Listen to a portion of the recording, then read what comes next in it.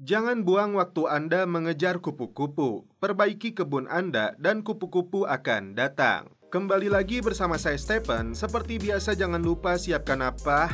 Ya tentunya Kopai dan Nutbray untuk menemani kalian dalam menonton alur cerita film ini. Selamat menyaksikan dan celepot!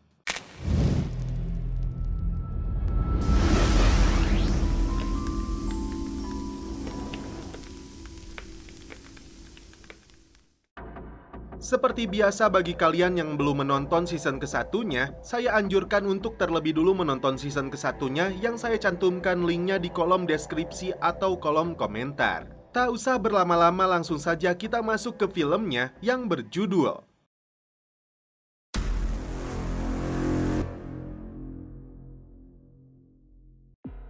Film dibuka dengan ditampilkannya aktor utama dalam film ini yang bernama Marty, konsultan keuangan yang mencuci jutaan dolar uang milik kartel Meksiko. Dia terpaksa membawa seluruh keluarganya ke Ozark yang berada di Missouri. Bersama istrinya Wendy, mereka hadir dalam sebuah pesta yang dihadiri para pejabat Missouri. Entah apa yang mereka rencanakan, keduanya sempat membahas untuk kabur ke Australia. Selanjutnya, diperlihatkan istri Jacob yang bernama Darlene sedang menugaskan anak buahnya mengubur seseorang lalu menyiramnya dengan cairan kimia.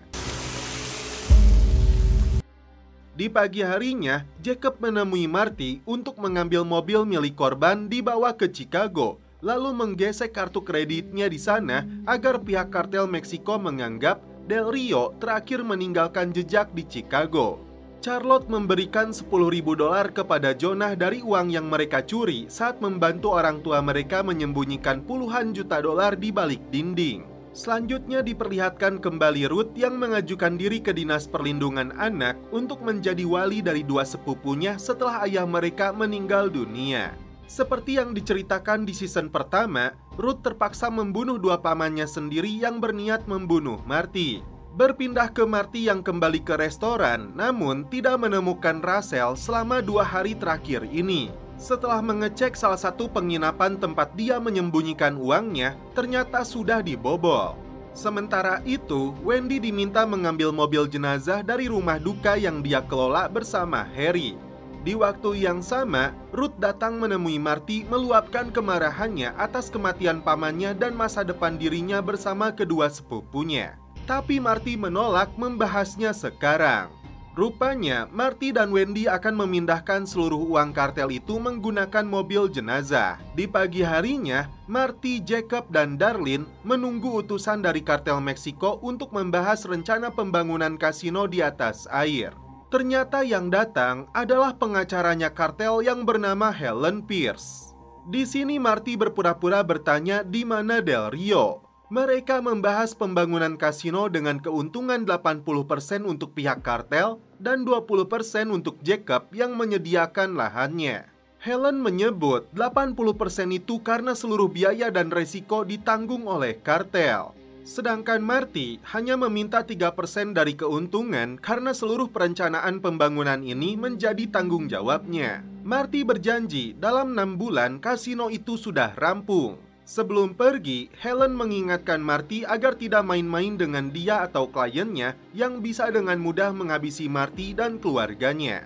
Marty cukup lega karena kartel mendeteksi keberadaan Del Rio ada di Chicago. Ternyata Marty harus mengenali karakteristik pejabat di kota ini karena pembangunan kasino syarat dengan muatan politik dan sosial, tidak semudah membangun warteg. Di malam harinya, Marty dan istrinya dikejutkan dengan bunyi alarm di dalam rumah yang ternyata Charlotte baru saja pulang, tapi dia lupa dengan nomor kodenya. Padahal itu tanggal ulang tahunnya. Marty berjanji kepada keluarganya setelah kasinonya beroperasi, mereka bisa menghilang ke belahan dunia manapun yang mereka inginkan tanpa disadari oleh kartel. Seorang asisten Charles Wilkes menyebut izin untuk mendirikan kasinonya tidak akan dia setujui dengan alasan belum mengenal Marty. Karena itu, Wendy berharap mereka berdua bisa mengenal satu sama lain. Apakah itu sebuah kode bahwa pejabat ini ingin disuap? Kembali ke Ruth yang menjemput ayahnya setelah bebas dari penjara. Dia menunjukkan alat penyadap yang disembunyikan pamannya yang diam-diam bekerja sama dengan aparat penegak hukum untuk menjebaknya dalam kasus pembunuhan. Untuk mendekati pengusaha itu, Wendy menyumbangkan $50.000 dalam acara amal yang diselenggarakan Charles di Kansas City. Marty berkenalan dengan ayahnya Ruth yang berterima kasih karena menjaga putrinya. Di sini, Ruth meminta naik gaji jadi $25.000 setahun dan ingin belajar mengelola pembukuan besar yang langsung disetujui oleh Marty.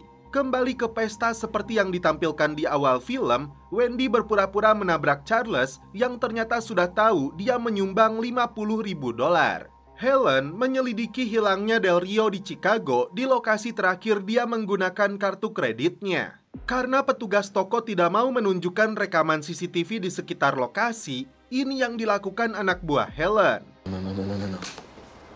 No. Charles mulai tertarik dengan rencana pembangunan kasino airnya setelah dia bertemu dengan Marty. Malam itu, Marty dicegat oleh Helen dan anak buahnya setelah dia melihat rekaman CCTV bahwa orang tersebut bukanlah Del. Orang inilah yang menggunakan kartu kreditnya. Marty tidak bisa berpura-pura lagi, menyebut Del sudah keterlaluan karena menghina keluarga Jacob. Karena itulah Del dihabisi. Pengacara kartel ini meminta kompensasi atas kematian Del. Singkat cerita, Marty menemui Jacob untuk membahas masalah ini. Meskipun Del Rio dianggap telah bersalah, menurut Marty, mereka harus membayar kompensasi sebesar $5 juta. Lagi-lagi, uang yang berbicara. Meski Marty sudah mengusulkan untuk memotong jatah dari keuntungan kasino nanti, namun pasangan pengedar narkoboy ini tetap menolak, seakan tidak peduli bahwa kartel menurunkan pasukannya untuk menghabisi mereka semua. Tiba-tiba, Jacob menghabisi S. Menurutnya, ini satu-satunya cara agar masalah mereka dengan kartel sama-sama impas. Truk yang membawa kayu untuk pembuatan kasino air tiba-tiba dihadang pria bersenjata. Tangannya dihancurkan sebagai pesan peringatan untuk bosnya. Marty mengungkapkan rencananya kepada Wendy untuk membeli kapal besar yang akan digunakan sebagai lokasi kasino air. Tapi mereka harus mendapat persetujuan dari para senator terkait rencana besarnya ini. Seorang petugas pembebasan bersyarat datang menemui Kate untuk memastikan Kate menaati aturan dan tidak menggunakan kembali narkoboy dengan mengambil sampel urinnya. Ruth sampai memalingkan wajah karena ayahnya ini saling mengeluarkan air kencingnya di situ. Charles memberitahu Wendy bahwa dia membutuhkan 4 suara dukungan lagi dari para senator yang dia tandai namanya jika perizinan kasinonya ingin disetujui DPR. Marty menugaskan Ruth untuk mengantarkan 1 tas penuh uang ke pemilik kapal bekas yang akan dirombaknya jadi kasino. Marty dibuat sibuk dengan menengahi transaksi antara kartel yang membeli produknya Jacob. Pihak kartel mengaku puas setelah mengecek kualitas narkoboynya.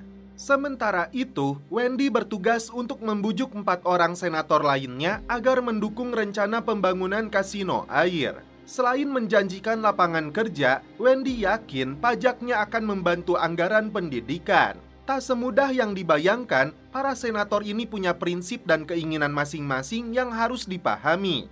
Contohnya, salah satu senator yang to the point menginginkan $25 juta sebagai uang suapnya. Setelah mendapat laporan truk pengangkut kayu diserang, Marty kembali dihadapkan dengan masalah baru dari kelompok mafia Kansas City yang menguasai bisnis kasino. Tersisa 1 hari lagi bagi Marty dan istrinya untuk membujuk para senator sebelum pengambilan suara dilakukan. Di pagi harinya, Marty mendapat informasi dari Charles bahwa pimpinan mafia Kansas City bernama Frank Cosgrove yang menguasai Detroit Teamsters selama bertahun-tahun. Dipastikan mereka marah dengan rencana pembangunan kasino yang dilakukan Marty. Kembali ke Ruth yang sudah mengecek kapal bekas yang dibeli oleh Marty ternyata tidak ada mesinnya, jadi harus diderek.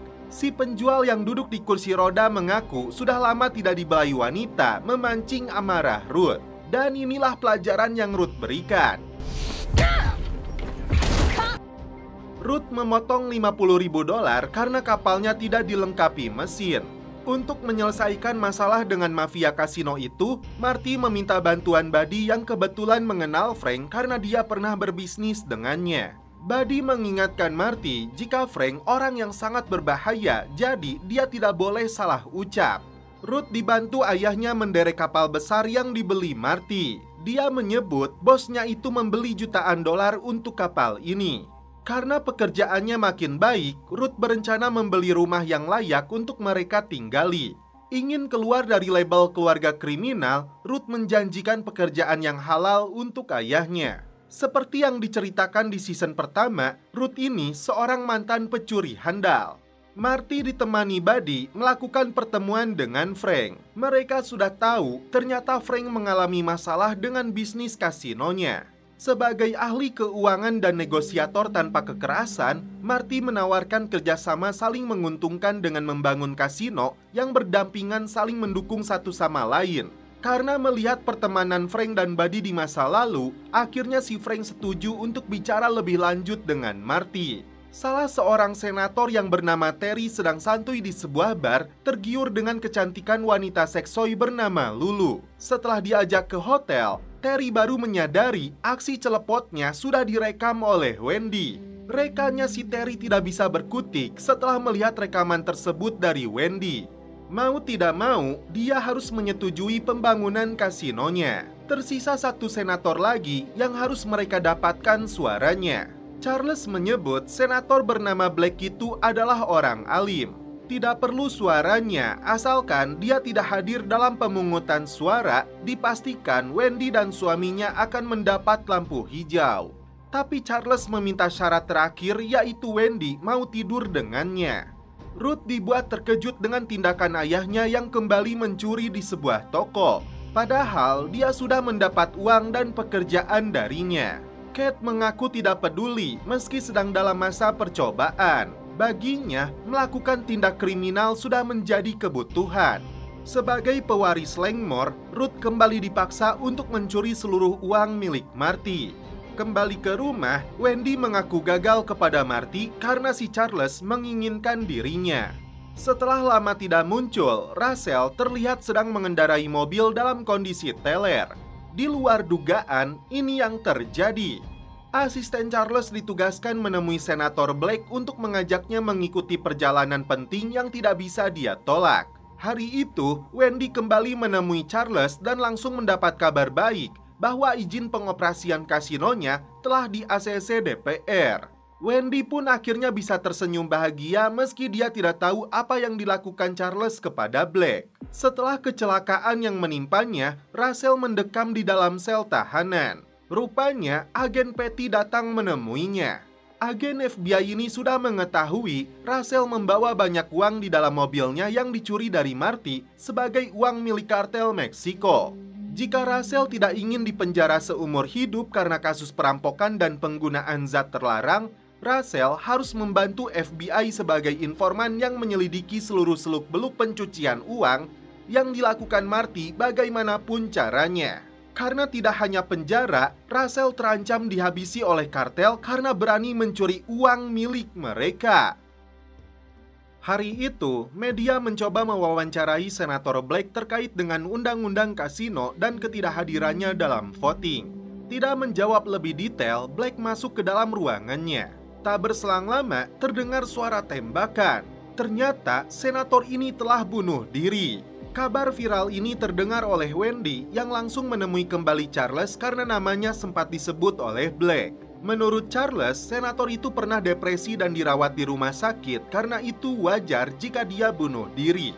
Ternyata, Charles sendiri sudah menyiapkan rencana pembangunan kasinonya lengkap dengan hotel 300 kamar dan fasilitas mewah lainnya yang tidak main-main. Padahal, Charles belum membahas dengan Jacob sebagai pemilik lahan. Kate yang tidak tahu malu meminta diberikan gaji dan status majikan untuk syarat bebas bersyaratnya. Tapi dia tidak mau bekerja kepada Marty dengan alasan sudah digantikan putrinya. Marty cukup terkejut setelah Kate mengatakan Ruth telah membunuh pamannya. Tapi Marty tetap menolak permintaannya. Para pejabat FBI menunjukkan foto yang memperlihatkan para gegeduknya kartel Meksiko. Diyakini itu adalah acara pemakamannya Del Rio meskipun jasadnya tidak ada di sana. Mereka membahas alur pencucian uang kartel yang dilakukan Marty dan perusahaannya. Disinilah agen Patty mengaku punya intel baru yang akan mengorek informasi lebih jauh tentang pembukuannya Marty yang dia targetkan dalam beberapa bulan ke depan. Ruth mengaku kepada ayahnya dia telah membunuh pamannya sendiri.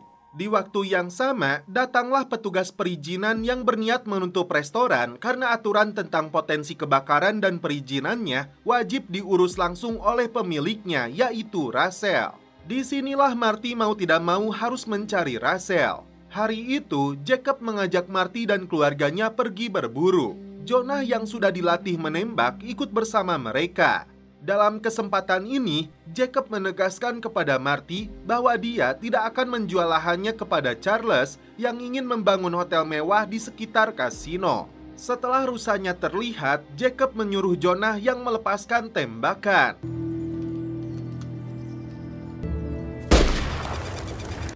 Rusa itu pun tumbang. Sebagai simbol buruan pertamanya, wajah Jonah diolesi darah rusa tersebut. Di malam hari, Marty terkejut karena Rachel kembali datang ke restoran setelah mencuri $300.000 miliknya. Rachel pura-pura akan kembali pergi, tapi Marty mencegahnya karena dia butuh bantuan untuk mengurus perizinan agar restoran ini kembali buka. Marty juga memberitahunya bahwa dia sedang membangun kasino.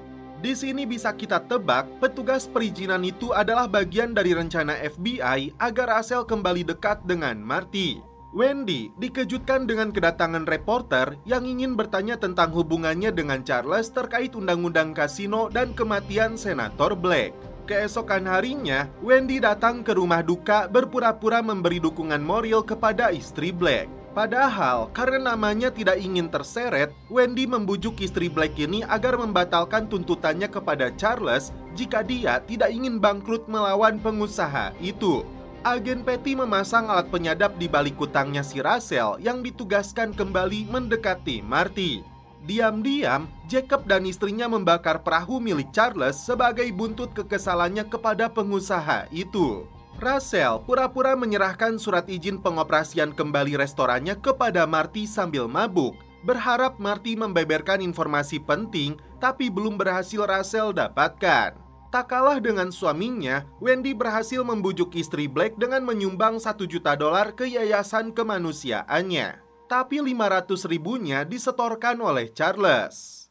Di sini pula, Charles menegaskan bukan dirinya yang menutup usaha restoran Marty. Dengan 1,5% yang diberikan Wendy dan Marty dari jatah 3% keuntungan kasino nanti, Charles akan mendukung penuh pembangunan kasinonya. Satu masalah berhasil Marty dan istrinya selesaikan.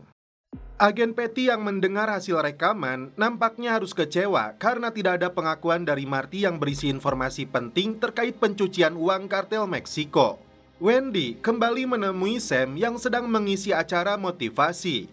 Di sini Wendy menawarkan pekerjaan kepadanya setelah dia tahu Sam butuh uang tambahan. Rachel yang kembali bekerja di restoran ditugaskan agen Patty untuk terus menggunakan penyadap agar dia mendapatkan bukti verbal tindak pencucian uang yang dilakukan Marty. Sementara itu, Wendy menggunakan alat detektor penyadap di kantornya Marty setelah Charles menduga penutupan bisnis restorannya dilakukan seorang agen seperti yang terjadi kepada Ruth.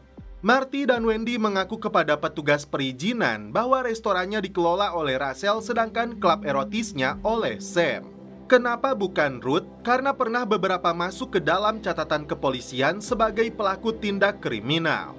White merasa didatangi oleh mendiang ayahnya yang menyanyikan sebuah lagu, menyebut dia tidak pernah berniat menyakiti Marty. Tiba-tiba Ruth datang, dan saat itulah White kembali bertanya apakah yang menimpa ayahnya itu sebuah kecelakaan. Wendy bertemu dengan Rachel yang menurutnya serasa aneh karena dia tiba-tiba kembali setelah mencuri uang milik suaminya. Ternyata pembicaraan mereka terdengar jelas oleh si agen FBI yang cukup terkejut setelah Wendy mengatakan penutupan restorannya dilakukan seorang agen.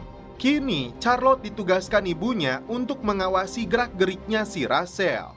Agen Patty yang sudah putus asa menugaskan Russell untuk meniduri Marty demi informasi penting yang perlu dia dapatkan setelah mengetahui istrinya pernah selingkuh. Perjuangan Ruth agar bisa White tidak main-main, tak hanya uang, dia menemui dosen yang mengeluarkan White dari kampus hanya karena menghadiri pemakaman ayahnya. Karena dosen ini tetap ngeyel, ini yang dilakukan Ruth. Like the others in the head or something. Excuse me. The 10th grade.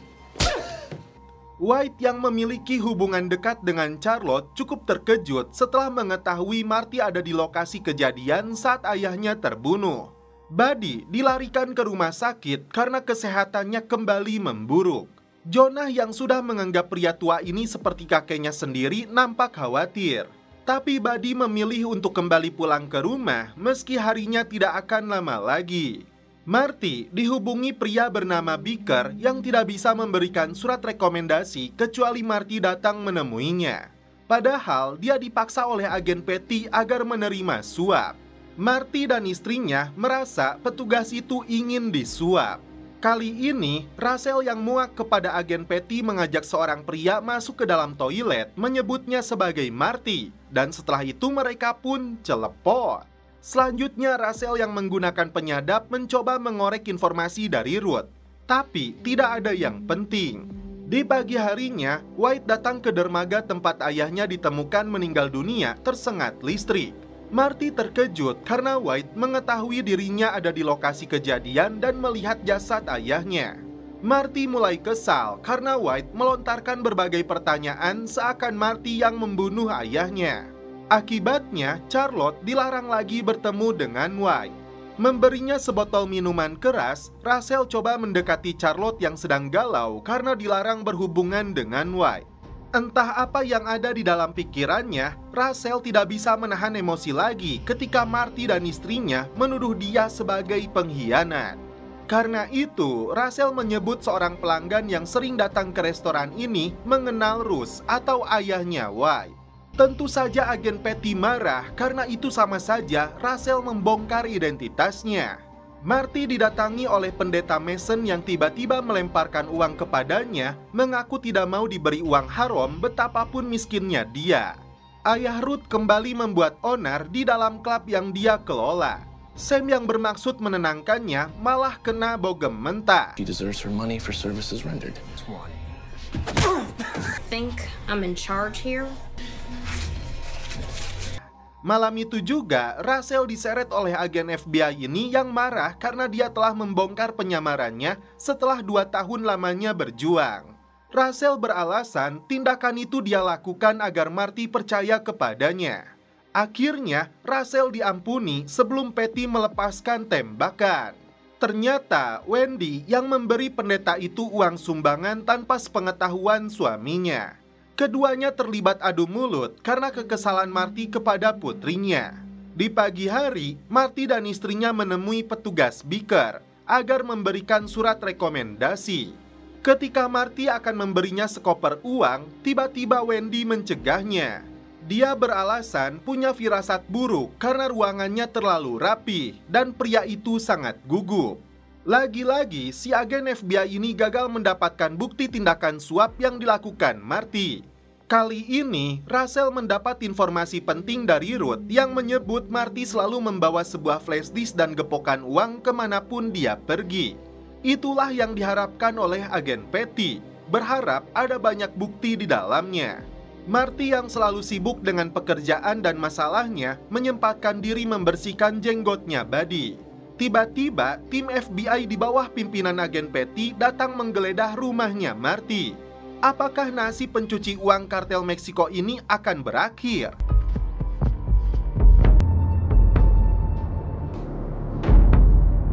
Hari itu, Jacob dan Darlene menyaksikan proyek penggalian tanah untuk di hari pertama pembangunan resort mewah yang berdekatan dengan kasino air. Meskipun ada rasa penyesalan dalam diri Darlene, menurut Jacob ini buah keputusan mereka untuk menyetujui kasino yang akan menguntungkan keluarga. Darlene balik bertanya, keluarga yang mana? Karena faktanya mereka tidak memiliki keturunan.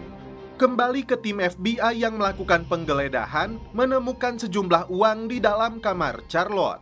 Di waktu yang sama, datanglah Jacob mengantarkan kepala rusa yang ditembak mati oleh Jonah. Sebelum diajak pergi oleh FBI, Marty meminta istrinya menghubungi pengacara itu.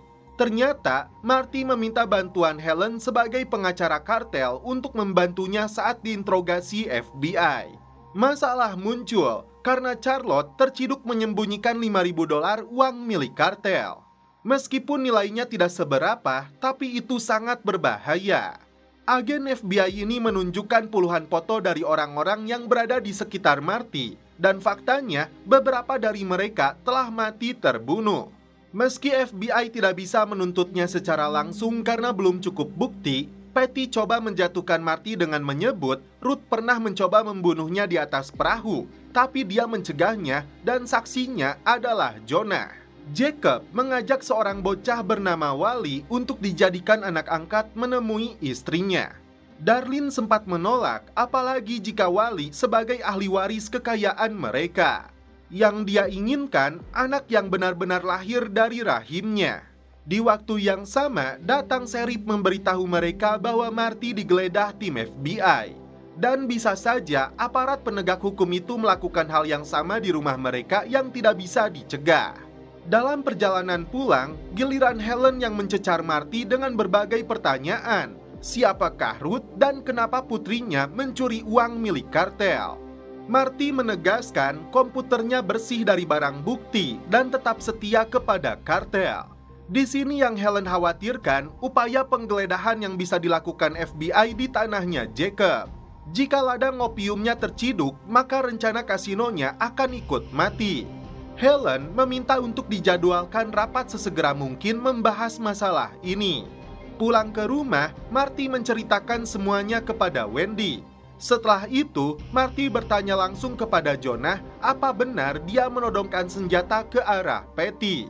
Jonah mengiyakan karena memasuki properti mereka, tapi dia tidak tahu apa yang dilakukan pria itu.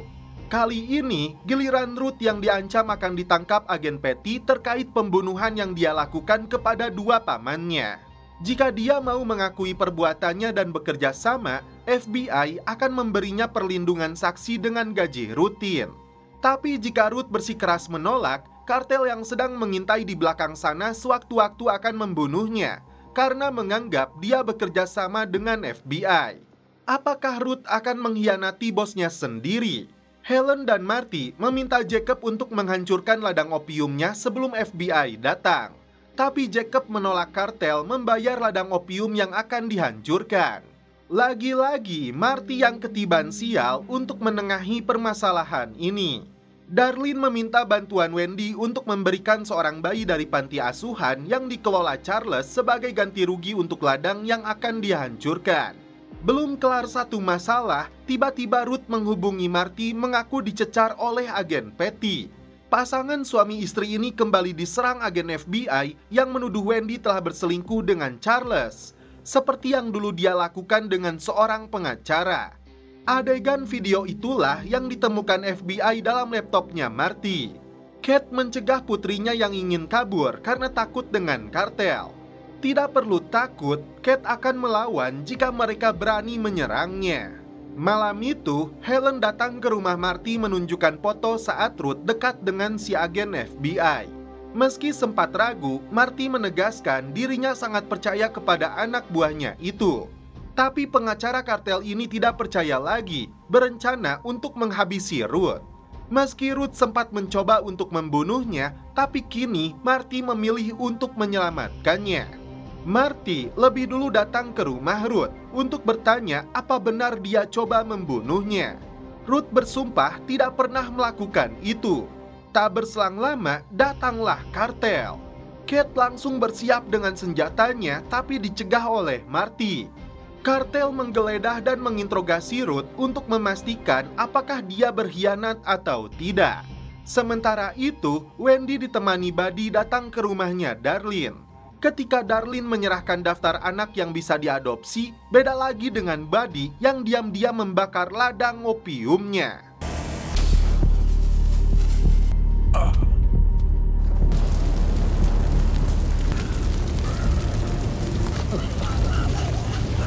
Kartel pergi meninggalkan Ruth yang dianggap telah jujur.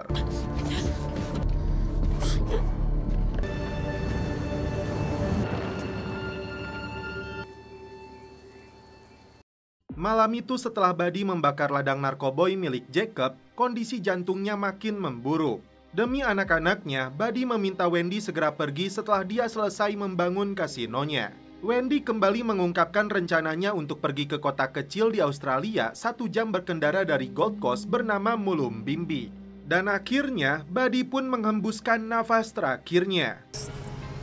Surrounded by mountains. Di pagi hari, Buddy dibawa dengan mobil jenazah ke rumah duka.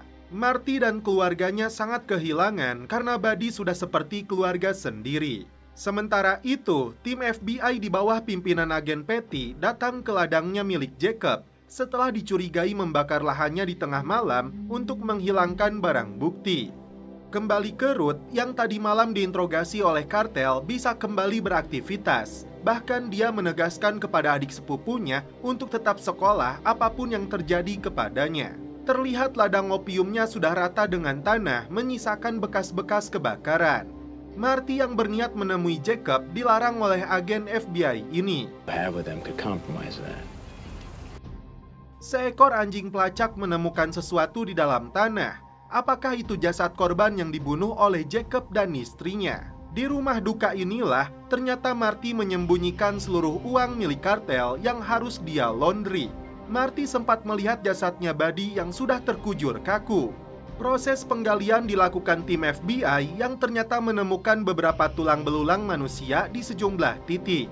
Agen Patty langsung menugaskan sheriff untuk memborgol tangannya Jacob.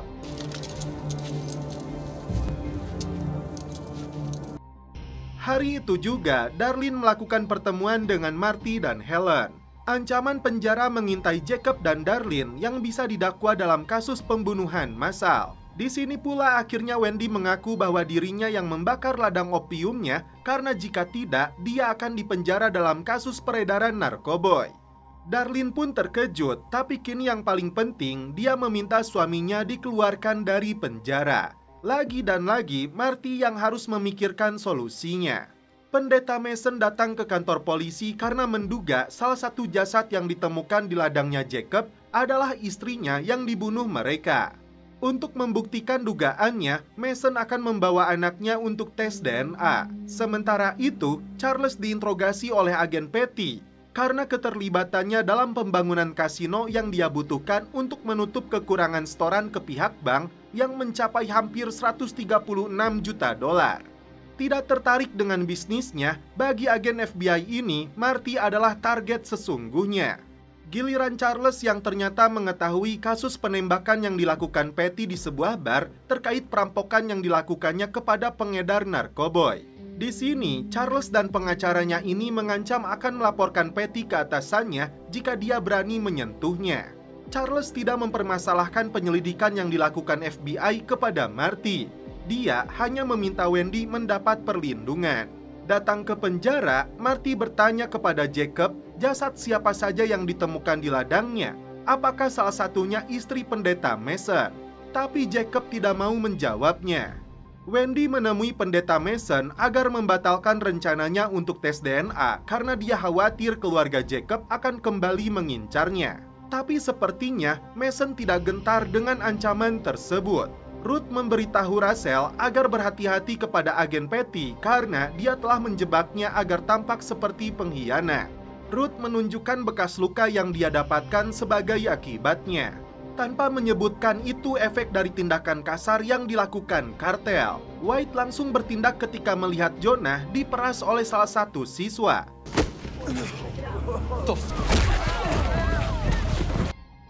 Marty langsung datang ke sekolah menjemput anaknya, begitupun dengan Ruth.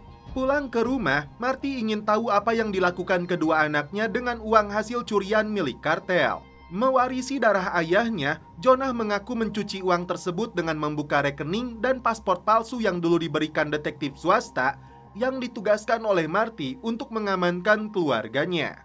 Jika kalian sudah menonton season 1-nya pasti paham.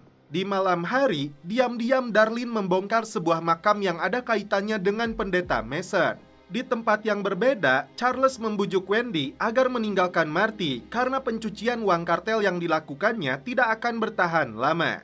Sebagai imbalannya, Charles akan terus mendorong pembangunan kasino. Dengan tegas, Wendy menolaknya. Begitupun dengan Patty yang menolak permintaan Russell untuk membuat kesepakatan tertulis agar dia dibebaskan dari segala tuntutan karena membantu FBI. Hari itu, Marty dan keluarga menghadiri acara pemakamannya Buddy. Tim FBI selalu saja mengintai pergerakan mereka. Charles sendiri ikut hadir meski tidak mengenal Buddy. Begitupun dengan Frank dari mafia Kansas yang mengenal Buddy setelah mendamaikan perselisihannya dengan Marty. Agen Patty yang berada di rumah sakit mendapat informasi penting dari dokter tentang kecocokan DNA. Ternyata Jonah yang menghubungi Frank tentang kematian Buddy. Rupanya dokter menyebut kerangka manusia itu cocok dengan DNA-nya Jacob. Tapi jasad-jasad ini berusia 90 hingga 150 tahun. Seperti yang diakui Jacob kepada Marty, di ladang itu tempat dimakamkannya para leluhurnya. Kembali ke pemakaman, Wendy lebih dulu mengungkapkan perasaannya tentang Buddy yang sudah dia anggap seperti keluarga sendiri. Setelah itu giliran Jonah. Disinilah terungkap yang tidak banyak orang ketahui bahwa Buddy adalah pahlawan perang yang mendapatkan Purple Heart. Bagi Jonah, Buddy merupakan sosok teman terbaik yang memahami apa yang dia rasakan. Jacob akhirnya dibebaskan dari penjara karena tidak ada bukti pembunuhan yang dia lakukan. Malam itu, Marty memberitahu sebuah rencana kepada Russell bahwa dia gagal membuka kasino. Dan detektif swasta kenalannya akan membantunya memastikan restoran Blue Cat tidak akan bisa disentuh oleh FBI ataupun kartel. Dan setelah itu mereka pun celepot. Malam itu, Ruth dan ayahnya bertemu dengan seseorang bernama Henry yang berjanji akan memberi sejumlah uang asalkan mereka membawa sistem pencitraan panas clear dalam 48 jam. Sementara itu, Marty kembali terlibat adu mulut dengan istrinya yang menuduh Russell sebagai pengkhianat karena menggunakan alat penyadap. Jika Wendy terus digoda oleh Charles, suaminya ini mulai tergoda oleh si janda Russell. Kembali ke restoran, Russell mengaku tidak bisa tidur teringat dengan Marty. Tapi Marty tidak bisa karena dia takut keluarganya akan dibunuh. Wendy yang baru saja naik mobil, tiba-tiba Marty baru menyadarinya ketika sulit menghubungi istrinya itu. Penculik meninggalkan mobil Wendy di sebuah area kosong lalu membawanya. Marty menggunakan pelacak ponsel sampai tiba di lokasi. Tapi dia hanya menemukan mobil dan ponsel istrinya. Marty langsung menemui Darlene yang dia duga sebagai dalang penculikan istrinya karena masih dendam dengan ladang yang dia bakar. Tapi berkali-kali Darlene menegaskan dirinya tidak tahu di mana Wendy. Dan ternyata pelakunya adalah Mason. Pendeta ini marah karena anaknya dirampas oleh polisi dari tangannya, menuduh Wendy sebagai dalangnya. Wendy yang tidak tahu menau berjanji akan membantu mendapatkan kembali putranya itu asalkan dia dilepaskan. Akhirnya, Mason menghubungi Marty, memberinya waktu 1 hari untuk mendapatkan kembali putranya dari tangan polisi atau Wendy akan dihabisi. Karena dilarang menghubungi FBI, kartel, atau Jacob, mau tidak mau, Marty harus meminta bantuan Charles. Marty meminta bantuan Charles untuk mendapatkan kembali bayi dari tangan dinas sosial agar istrinya dibebaskan oleh si penculik. Wendy akhirnya memberitahu Mason bahwa jasad istrinya ditemukan di area lahannya Jacob. Faktanya, dia dibunuh oleh Jacob dan istrinya, tapi Wendy merahasiakan ini karena dia tidak mau Mason dan putranya ikut menjadi korban. Wendy berjanji akan memberinya uang dan rumah baru di lokasi yang aman untuk Mason asalkan dia dilepaskan. Melalui bantuan seorang pejabat kenalan Charles, di sini Marty berpura-pura akan mengadopsi anaknya Mason. Tapi dia meminta malam ini juga bayinya bisa dibawa pulang. Tidak lagi disekap, Wendy menawarkan minuman kepada Mason. Di saat Mason lengah, ini yang dilakukan Wendy.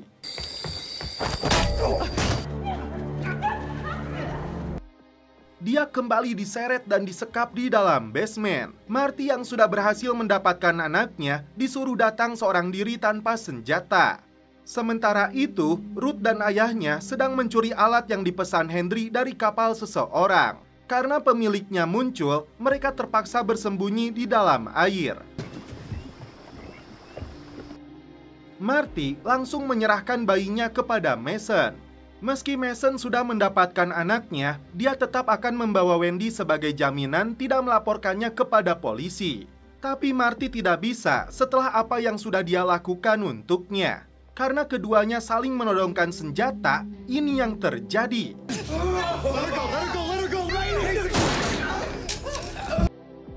Ruth meminta maaf kepada ayahnya karena gagal mencuri barang yang dia inginkan.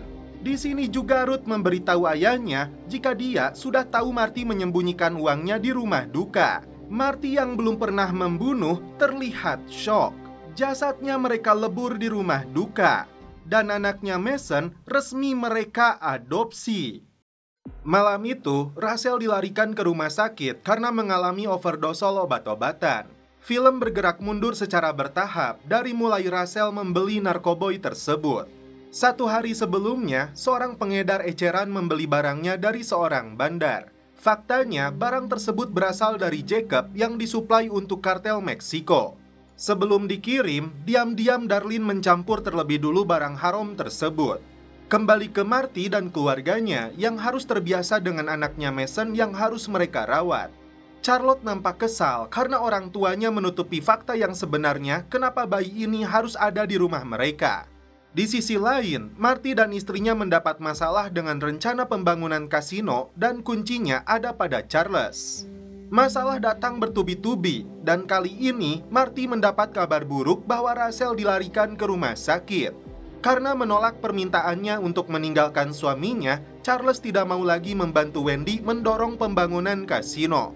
Datang ke rumah sakit, Marty mengaku sudah tahu dari sheriff bahwa obat yang dikonsumsi Rachel dicampur dengan bahan berbahaya. Ruth dan ayahnya mengintai mobil jenazah yang pernah dikemudikan Wendy yang dia yakini membawa uang milik kartel. Ruth berpura-pura ingin mengetahui apa saja yang dilakukan Hari di rumah duka ini. Tim kepolisian dan FBI menyergap markas pengedar narkoboy setelah 22 orang dinyatakan tewas akibat fentanyl yang dicampur dengan heroin. Agen Petty menilai jika narkoboy ini berasal dari kartel Navarro di Meksiko, maka mereka akan melihat korban overdose lainnya di Chicago, Milwaukee, hingga Detroit dan Indianapolis. Wendy mulai curiga kepada Marty yang menaruh perhatian lebih kepada Rachel. Tiba-tiba, sheriff datang untuk mencari keberadaan Mason yang dipastikan menghilang. Tapi Marty dan Wendy mengaku tidak tahu, padahal anak pendeta itu ada bersama mereka. Agar sheriff ini tidak banyak bertanya, Wendy menyuruhnya bertanya langsung kepada Jacob dan istrinya yang memiliki hubungan dengan pendeta itu. Sheriff ini pun langsung pergi karena dia merasa sudah banyak disuap oleh Jacob jadi tidak bisa menyentuh mereka. Helen menyandra salah satu pemasok bernama Amos karena telah berani mencampur produknya yang menyebabkan banyak orang meninggal dunia. Amos sudah mengakui kesalahannya, tapi dia hanya mencampurnya dengan oskadon agar jumlahnya lebih banyak. Tidak ada kata ampun, Amos pun dihabisi. Untuk pertama kalinya, Marty berbicara dengan agen Petty. Karena dia tahu penyadap yang digunakan oleh Rachel atas perintahnya. Rachel hampir mati akibat narkoboy dan karena Marty meminta agen FBI ini melepaskannya karena dia sudah tidak berguna lagi. Petty setuju asalkan Marty membeberkan operasinya Jacob dan Darlene yang FBI duga sudah mencampur barangnya sebelum dilepas ke pasaran. Sementara itu, Wendy berniat untuk menggunakan rekening Jonah atas nama Mike Fleming untuk sebuah rencana. Meski Marty sudah memintanya, Petty tidak akan melepaskan Rachel begitu saja. Helen sudah menunggu di kantornya Marty untuk menanyakan tujuan penarikan 1,8 juta dolar dari rekening konstruksinya. Meski belum membangun, Marty beralasan menggunakan uangnya untuk infrastruktur seperti gas, air, dan listrik. Merasa kurang puas, Helen meminta semua pengeluaran yang lebih dari 50.000 dolar atas persetujuannya. Di sisi lain, Helen memberitahu Marty bahwa Jacob dan istrinya telah mencampur produk yang mereka beli. Itu artinya mereka telah berani mempermainkan kartel dan sama saja mengajak perang. Pulang ke rumah, Marty baru menyadari istrinya yang menarik 1,8 juta dolar tersebut. Keduanya kembali terlibat perselisihan karena Marty tidak bisa melepaskan pikirannya dari pembunuhan yang dilakukannya kepada Mason. Jacob yang terbaring sakit sudah mengetahui bahwa Darlene yang mencampur produk mereka yang dijual kepada kartel. Darlene beralasan ini bentuk perlawanan karena dia tidak mau diatur oleh kartel. Jacob tidak setuju dengan istrinya ini karena perbuatannya memicu perang. Charles baru mengetahui dari anak buahnya ada dana yang masuk senilai 1,8 juta dolar ke rekening yayasan, termasuk milik Black tanpa identitas pengirimnya yang jelas. Ruth diizinkan oleh Marty untuk bekerja kembali. Disinilah dia menemukan sebuah kunci. Marty kembali menemui agen Patty untuk menunjukkan video saat ibunya Patty disuntik obat terlarang. Disinilah Marty yang cerdas balik mengancam agen FBI ini dengan video tersebut agar Rachel dilepaskan dari segala tuntutan. Sementara itu, Wendy bertemu dengan Charles lagi karena 1,8 juta yang dia transferkan dari rekening bocah bernama Mike adalah uang milik kartel Meksiko. Dia mengancam akan melaporkan Charles ke FBI kecuali Charles terus membantunya melancarkan pembangunan kasino. Jadi, kecerdasan dalam menjebak seseorang dengan angka atau duit tidak hanya dikuasai oleh Marty, tapi Wendy pun piawai. Di tengah malam, Ruth dan ayahnya mengobrak-ngabrik peti jenazah di dalam rumah duka demi menemukan uang kartel yang disembunyikan Marty. Karena tidak berhasil, Cat marah besar sampai menampar putrinya sendiri. You are like a fucking dog. Don't say that, Daddy. Marty memberikan tiket pesawat kepada Rachel dan sejumlah uang untuk biaya rehabilitasi dan hidup barunya di Miami. Ketika Jacob dan Darlene sedang dalam perjalanan pulang, ini yang terjadi.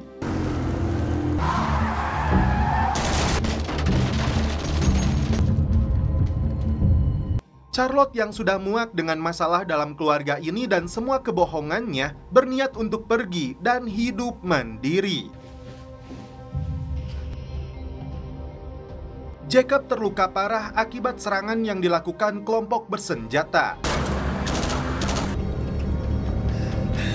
Beruntung, setelah mendapat pengobatan, kondisi Jacob mulai membaik. Jacob memberitahu suaminya bahwa pelakunya adalah kartel Meksiko. Padahal serangan ini karena tindakan bodoh yang dilakukan Darlene. Menggunakan topeng, Cat mengajak White untuk merampok di klub erotis.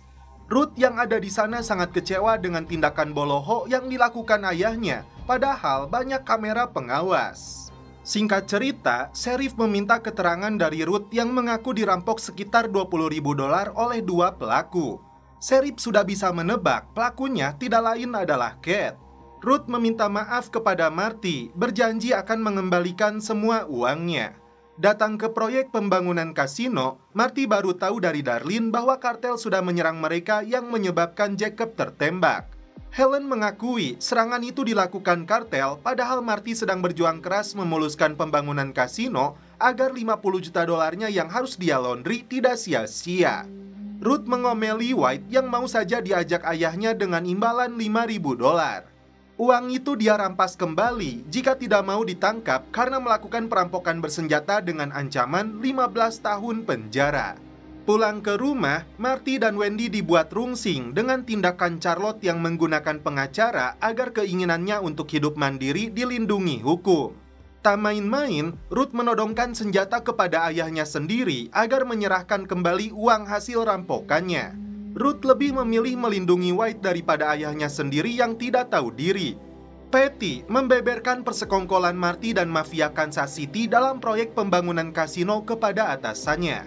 Dengan 1.000 pegawai di dalamnya, FBI bisa mengutus salah satu agen untuk menyamar mencari bukti tindak pencucian uang yang mereka lakukan. Peluang besar untuk mendapatkan dua mangsa sekaligus. Tapi Patty meminta kembali dipindahkan ke Chicago untuk menemani ibunya. Marty datang ke kantor bendungan pembangkit listrik yang diklaim oleh Jacob telah mencaplok tanah dan mengusir leluhurnya. Singkat cerita, Helen dan Marty menemui Jacob. Marty sudah tahu karena pemerintah menggunakan hak riparian yang menyatakan pemilik lahan di bawah air. Terkait dengan kasino yang lahannya akan dialiri air sampai sungai Missouri, itu artinya sama saja Jacob menyerahkan lahannya kepada pemerintah federal. Disinilah Jacob tidak punya pilihan selain menyetujui kesepakatan untuk memberikan akses jalan dan lahan parkir agar proyek pembangunan kasino bisa dilanjutkan. Kenapa Darlene tidak diajak ikut serta dalam pertemuan ini? Karena dia seorang psikoplok yang mudah marah yang pastinya sulit untuk diajak negosiasi.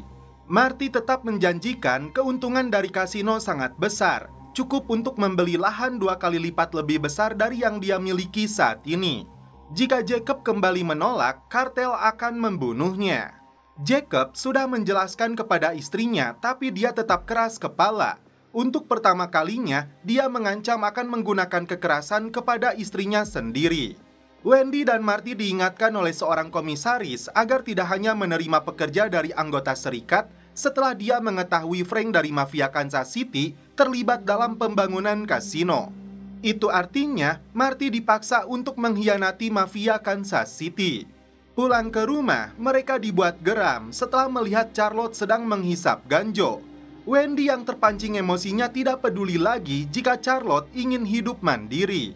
Malam itu juga, Charlotte pergi dari rumah. Setelah Charlotte menyusul ke rumah Ruth, ternyata putrinya itu pergi dengan White. Diam-diam, Jacob membawa pisau dapur tanpa sepengetahuan istrinya.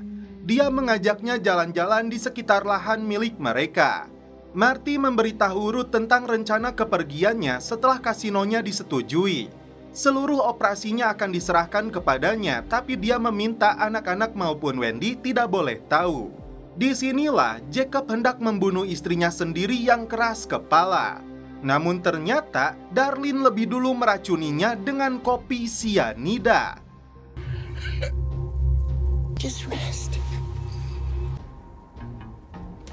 Ruth tercengang setelah Marty menunjukkan uang tunai milik kartel yang berjumlah 43 juta dolar yang disembunyikan di dalam makamnya Buddy. Setelah kasino itu berjalan, uangnya harus dicampur agar uang kotor ini ikut bersih. Marty percaya kepada Ruth karena dia menilai Ruth sangat cerdas memahami semua yang dia ajarkan. Singkat cerita, Helen diajak oleh Marty untuk mengecek kapal yang nantinya akan dijadikan kasino air. Kate menemui agen Patty untuk membicarakan tentang Marty yang disebutnya mengancam nyawa putrinya karena keterlibatannya dengan kartel. Tapi agen FBI ini tidak mau menanggapi keterangan dari seorang pencuri seperti Kate. Di luar dugaan, ini yang dilakukan Kate. The rest is...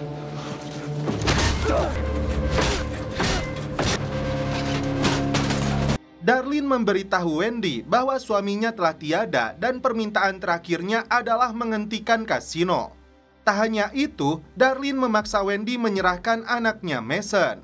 Tapi dengan tegas, dia menolaknya lalu mengusirnya pergi. Kate mengaku kepada putrinya sudah menghabisi agen FBI yang menjebaknya.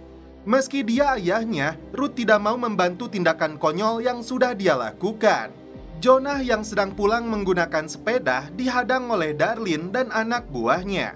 Ternyata Jonah baik-baik saja, hanya memberi peringatan kepada Marty dengan keinginannya.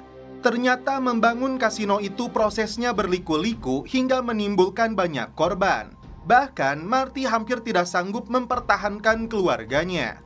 Marty terpaksa menyerahkan bayinya kepada Darlene demi membungkam keras kepalanya wanita ini. Kate meminta uang kepada putrinya atau dia akan memberitahu White kejadian sebenarnya yang menimpa ayahnya. Sudah muak dengan sikap ayahnya, akhirnya Ruth memberitahu fakta yang sebenarnya kepada White bahwa dia yang membunuh ayahnya. Itu karena Ruth bekerja sama dengan agen FBI dan hendak membunuh Marty.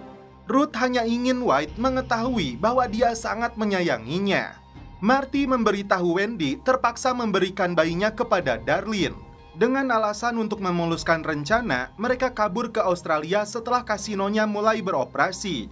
Karena dia yakin yang dipedulikan oleh kartel hanya uang alias pulus. Sebuah pesawat khusus sudah disewa oleh Marty untuk digunakan sebagai transportasi pelariannya. Frank dan anak buahnya menemui Marty untuk memberi peringatan karena masalah yang ditimbulkan komisi judi tentang pekerja serikat. Marty beralasan akan segera mencari solusinya tanpa harus memukuli dirinya. Kate sampai memukuli Charlotte yang datang untuk mencari White. This boy. Stay out of it, girl. Pulls off.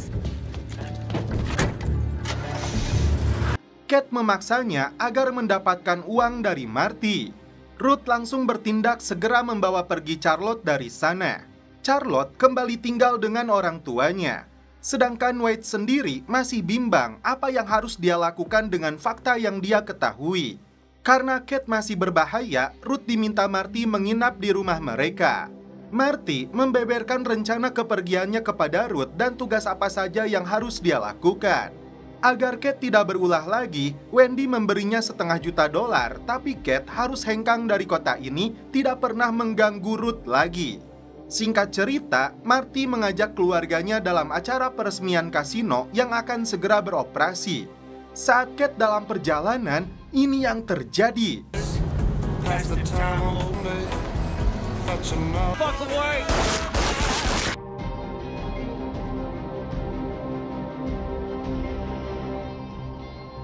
Sebelum acara peresmian, ternyata diam-diam Wendy berbicara empat mata dengan Helen terkait sebuah ancaman. Karena itu, dia katakan kepada suaminya tidak akan lari dari Ozark meski kasinonya sudah dibuka. Dia menilai Marty bertindak tidak sesuai dengan logika tapi emosi. Marty menyampaikan pidatonya dalam acara peresmian kasino tersebut. Sementara itu, ini yang terjadi kepada Darlene saat menggendong bayinya.